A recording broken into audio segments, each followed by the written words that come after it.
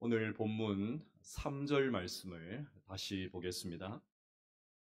이에 이스라엘 모든 장로가 헤브론에 이르러 왕에게 나오매 다윗 왕이 헤브론에서 여호와 앞에 그들과 언약을 맺음에 그들이 다윗에게 기름을 부어 이스라엘 왕으로 삼으니라. 아멘. 드디어 다윗이 유다 한 지파의 왕을 넘어서 이스라엘 12지파를 아우르는 통합 이스라엘의 왕이 되었습니다. 참 오래 걸렸습니다. 다윗은 기름 부음만 벌써 3번째 받았습니다.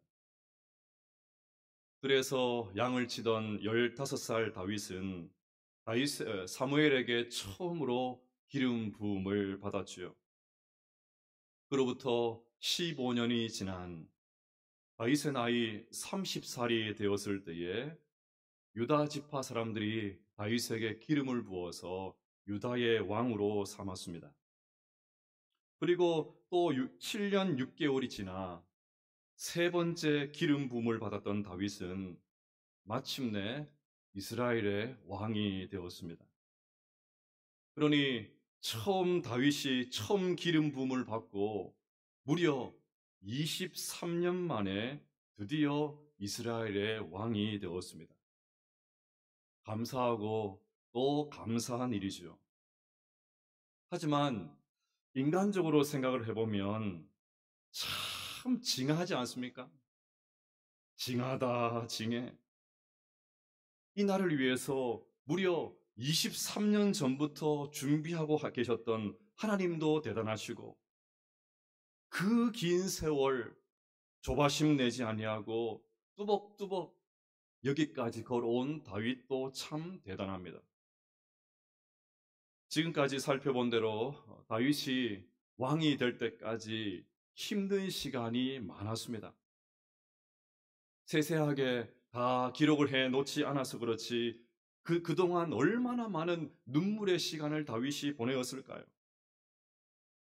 그런데도 오늘 본문에서는 지난 세월이 무색할 정도로 다윗은 모든 이스라엘 백성들의 열렬한 지지를 받고 왕이 됩니다.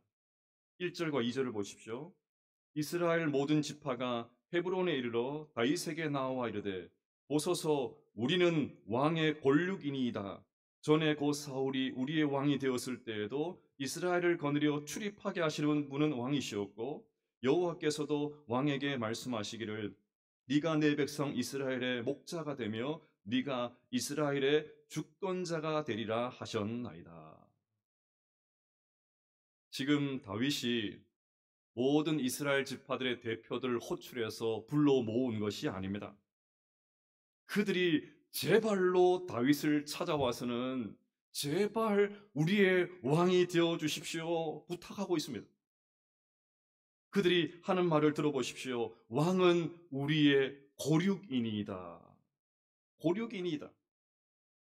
왕과 우리는 한 핏줄이라는 말이죠. 피를 나눈 형제라는 말입니다.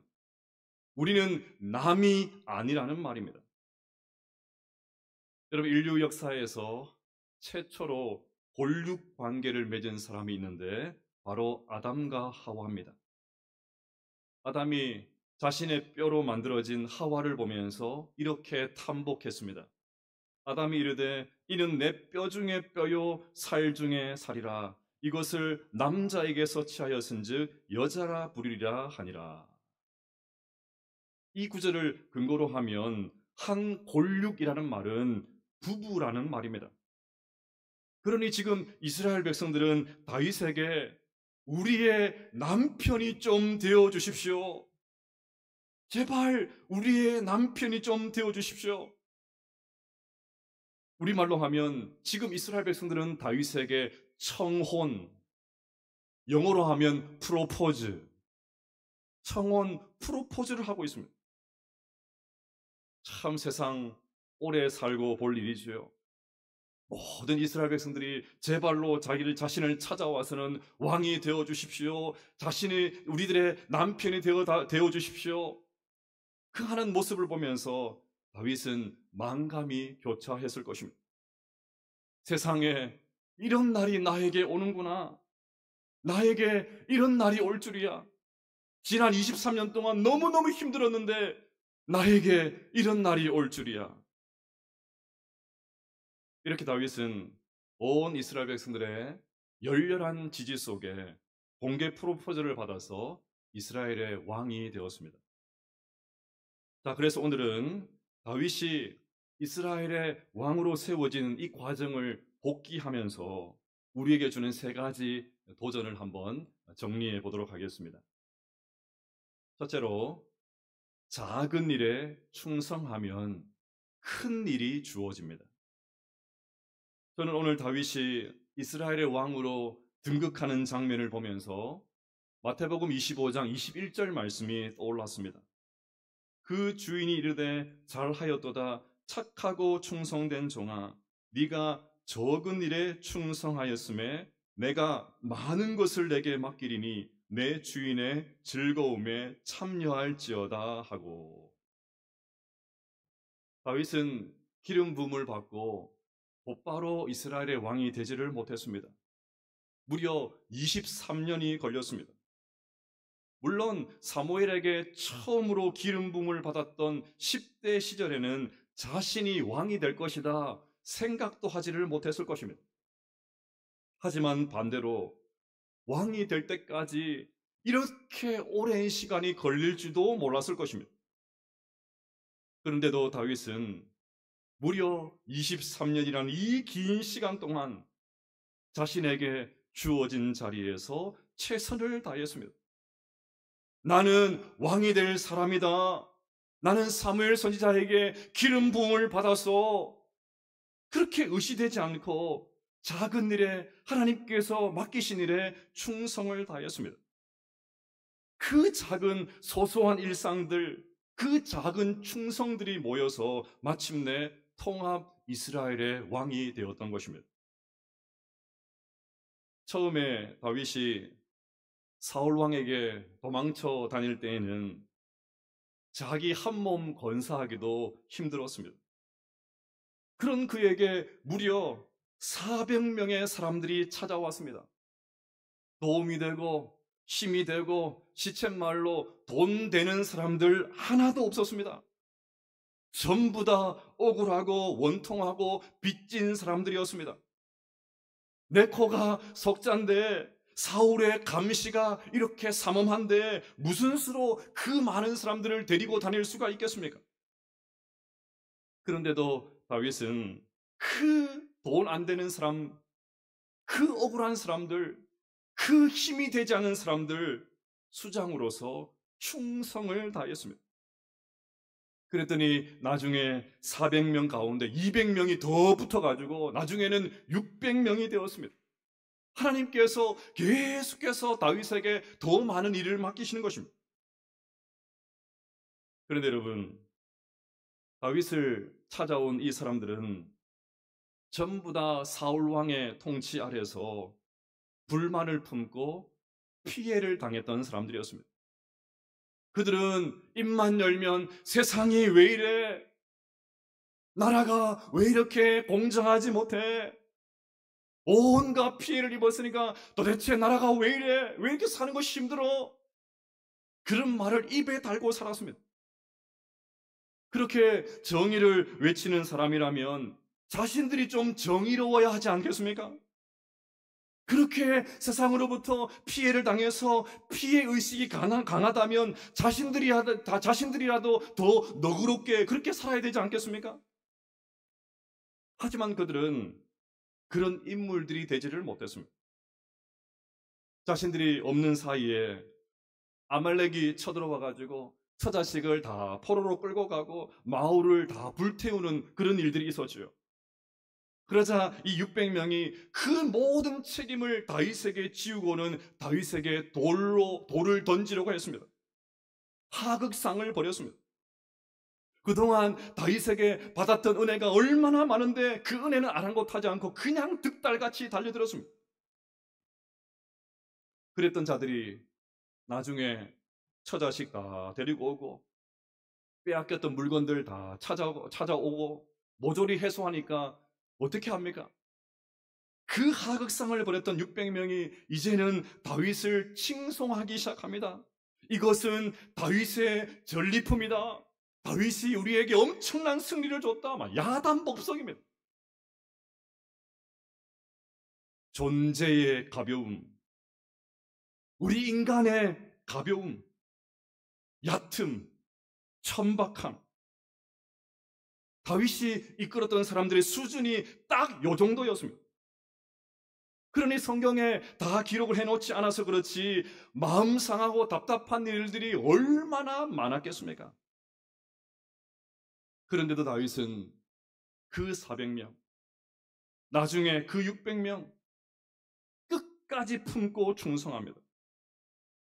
그랬더니 하나님께서 나중에 그 다윗에게 유다 지파 한 지파를 붙여주십니다. 다윗이 유대왕으로 어떻게 통치했는지 오늘 성경에 나와 있지 않습니다. 하지만 충분히 짐작할 수 있지요. 틀림없이 다윗은 이전과 같이 자기에게 맡겨진 소임을 충성을 다해서 감당했을 것입니다. 그랬더니 이제 7년 6개월이 지나서 드디어 하나님께서 다윗에게 이스라엘 민족 12지파 민족 전체를 맡겨주셨던 것입니다. 여러분, 우리는 인생을 살면서 뭔가 한 번의 대박을 꿈꾸죠. 그냥 쨍하고 했던 날이 왔으면 좋겠다. 대박을 꿈꾸죠. 죄송하지만 많은 경우 하나님은 그렇게 일하시지 않습니다. 우리는 시공간의 제약을 받기 때문에 미래를 알 수가 없습니다. 그래서 답답하지요. 그래서 내가 지금 걸어가는 이 길이 맞나?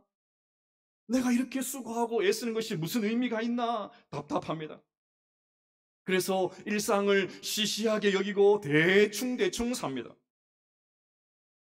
하지만 막연해 보이는 그 길을 한 걸음 한 걸음 최선을 다해서 걸어가야 됩니다. 매주 마주하는 이 일상을 시시하게 여기지 않고 충성을 다해야 됩니다. 오늘 내가 하는 이 작은 섬김, 흘리는 땀, 이 수고가 나중에 어떻게 어떤 모양으로 쓰이게 될지 아무도 모릅니다.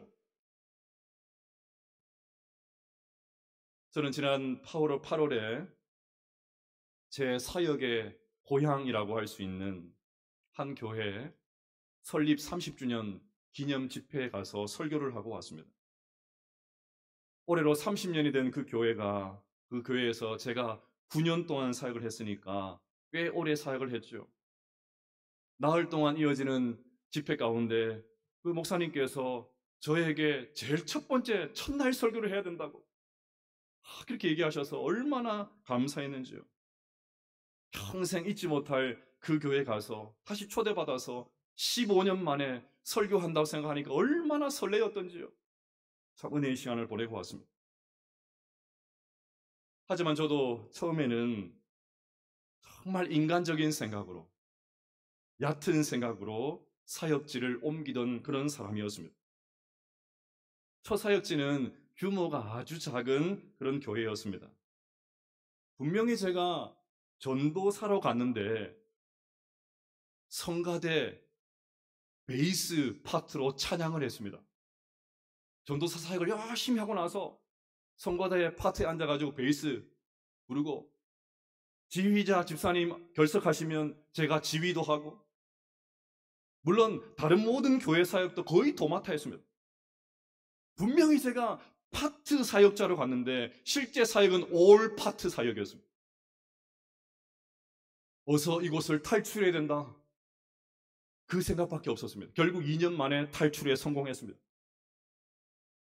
두 번째로 사역했던 교회는 아주 전통적인 교회였습니다. 요즘은 전통이라는 말을 조금 부정적으로 생각하는 경향이 있지만 전통적인 교회 가운데 좋은 교회 많습니다. 그 교회도 참 좋은 교회였습니다. 그런데 시간이 점점 흐르면서 정통적인 교회에 좀 어두운 면이 계속해서 부각이 됩니다. 그러니까 교회 분위기를 충분히 짐작할 수 있죠. 당시에 교역자 7명 교역자 가운데 제가 막내였습니다.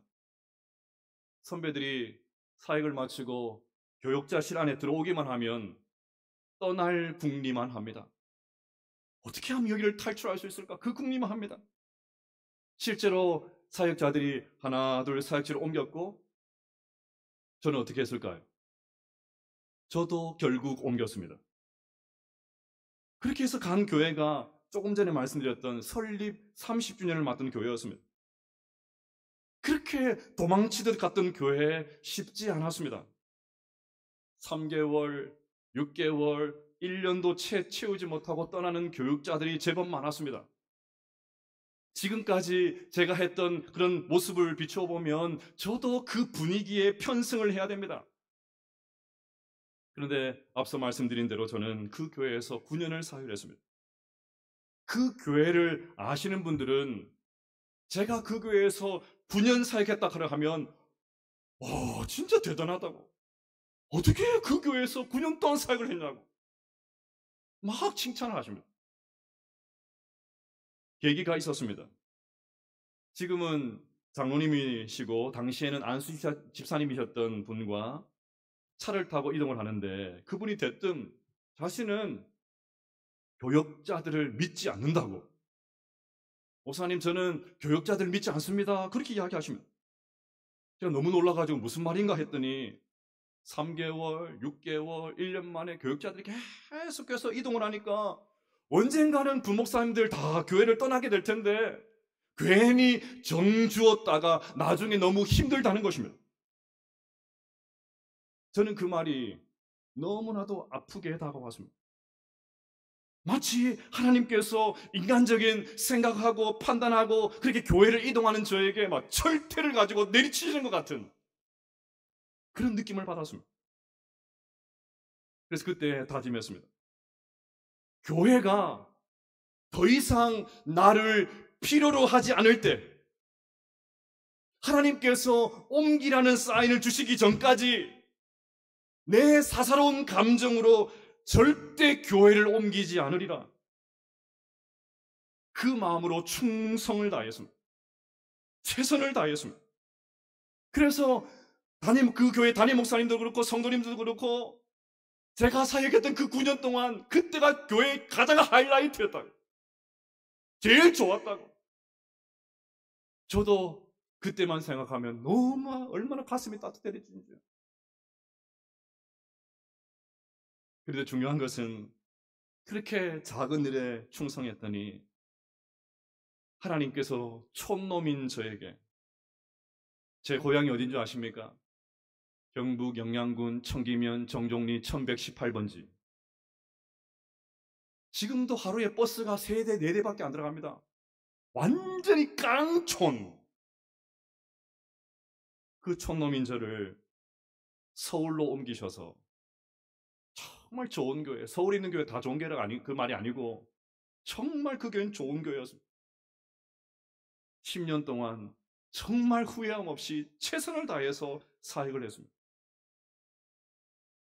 그리고 마침내 지금 제에게는 너무나도 과분한 여러분들, 우리 언양교회의 담임으로 사역을 하고 있습니다. 할렐루야. 여러분, 작은 일에 충성하십시다. 아니, 작은 일이라는 것은 없습니다. 그저 나에게 주어진 그 자리에서 최선을 다하면 됩니다.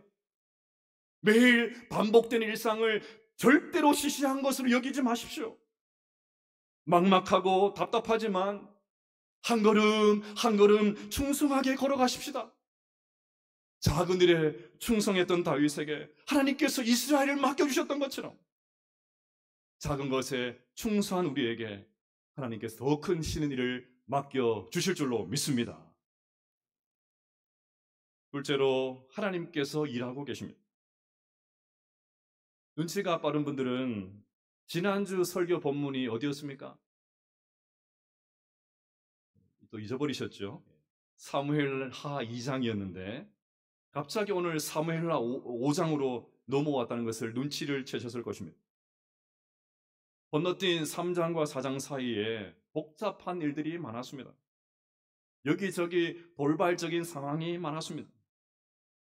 언제나 그렇듯이 그 중심에는 권력에 눈먼 사람들이 있었는데 대표적으로 아사헬, 아브넬, 요압이 그 사람들이었습니다.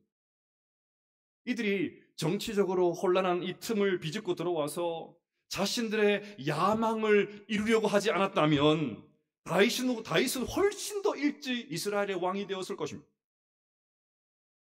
다 살펴볼 수는 없고 아브넬만 보겠습니다. 특이하게도 아브넬은 3명의 왕을 모셨습니다. 몇 명의 왕을 모셨다고요?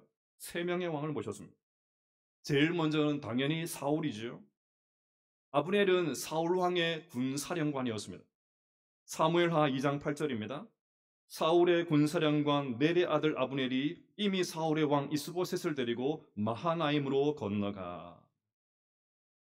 그는 자신이 주군으로 모셨던 사울이 죽은 다음에 사울의 아들 이스보셋을 왕으로 세울 만큼 사울에게 충성한 사람이었습니다.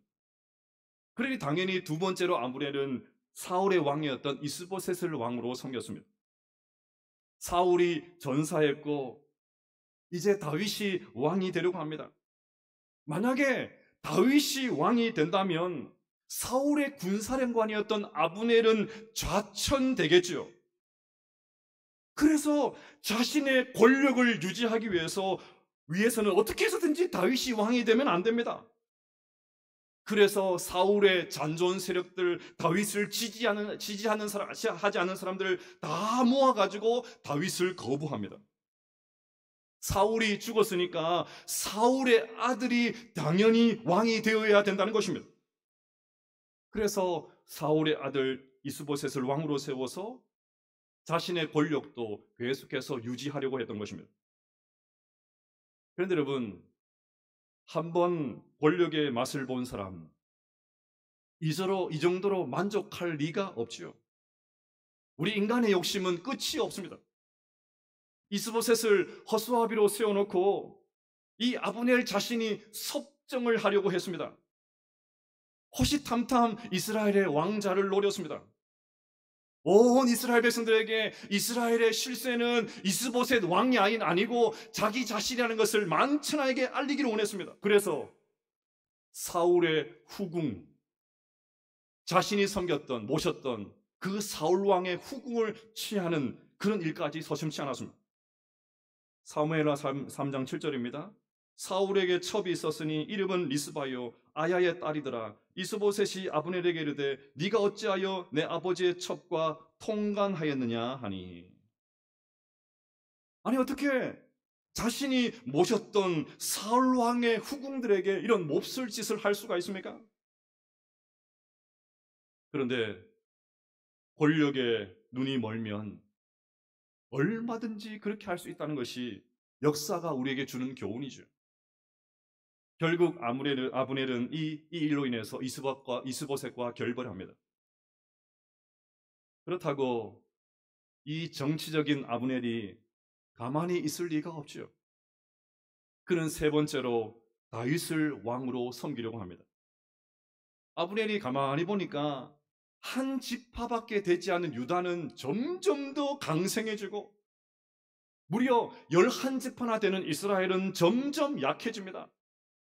그러다 보니까 민심이 계속해서 다윗에게 향하고 있습니다. 이런 상황을 아주 동물적인 정치 감각으로 간파한 아브넬은 다윗에게 붙어가지고 통일 왕국의 2인자 역할을 자처하고 나섭니다. 사무엘하 3장 12절입니다. 아브넬이 자기를 대신하여 전령들을 다윗에게 보내어 이르되 이 땅이 누구의 것이니까 또 이르되 당신은 나와 더불어 언약을 맺사이다. 내 손이 당신을 도와 온 이스라엘이 당신에게 돌아가게 하리라 하니. 여기 붙었다 저기 붙었다.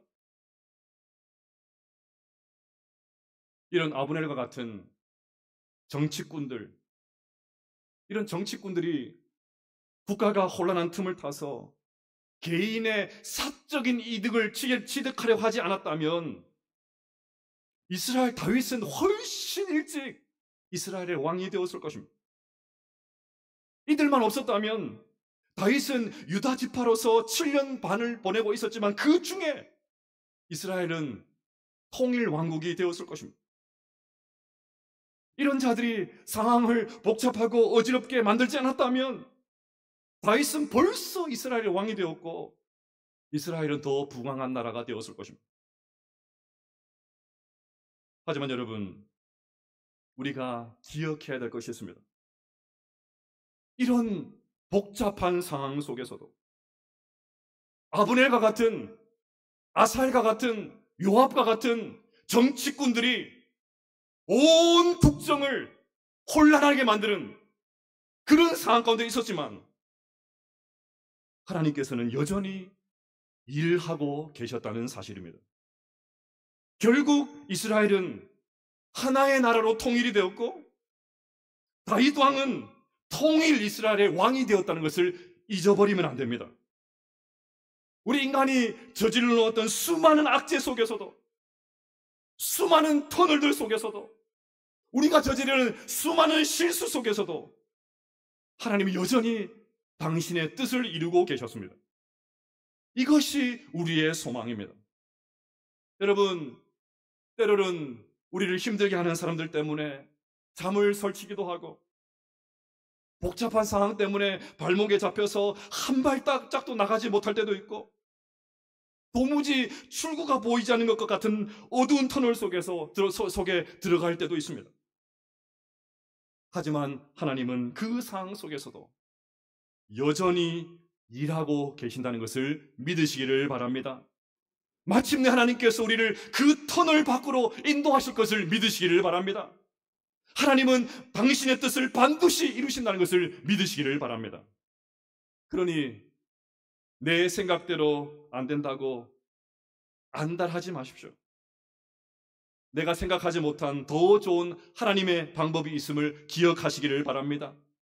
일정이 뒤죽박죽이 되고 상황이 너무나도 혼란스럽고 도대체 출구가 보이지 않는 바로 그때에도 하나님께서는 여전히 일하고 계시고 여전히 하나님의 사람들을 붙들고 계시고 여전히 교회를 붙들고 계시고 여전히 성도들을 붙들고 계시고 하나님께서 우리를 선한 길로 인도하신다는 것을 믿으시기를 바랍니다.